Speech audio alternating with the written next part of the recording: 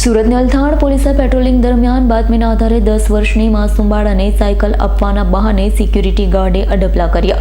બાળાએ માતા પિતાને જાણ કરતા માતા પિતાએ અલથાણ પોલીસ મથકે જઈ ફરિયાદ કરતા અલથાણ પોલીસે ત્વરિત તપાસ હાથ ધરી નરાધમ સિક્યુરિટી ગાર્ડ મૂળ મહારાષ્ટ્રના બુલઢાનાનો અને હાલ ભટાર ખાતે તડકેશ્વર મહાદેવ મોહલ્લા ખાતે રહેતા હરિ ઉર્ફે હરિકાકા રામજી દોતેડેને ઝડપી પાડ્યો છે. તેને સળિયા પાછળ ધકેલ્યો.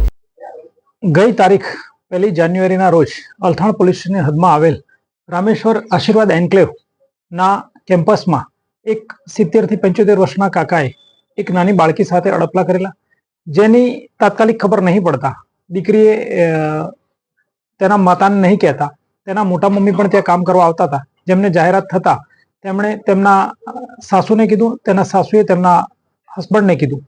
પિતાને ખબર પડતા ગઈકાલ એટલે કે તારીખ 9/1/2025ના રોજ પિતા ફરિયાદ કરવા આવેલા, જેની તપાસ કરતા તેમજ સીસીટીવી કેમેરા તેમજ મેન્યુઅલ ચેક કરતા ઘટના સાચી જણાઈ આવતા પોલીસ અલથાણે ગુનો દાખલ કરેલો છે.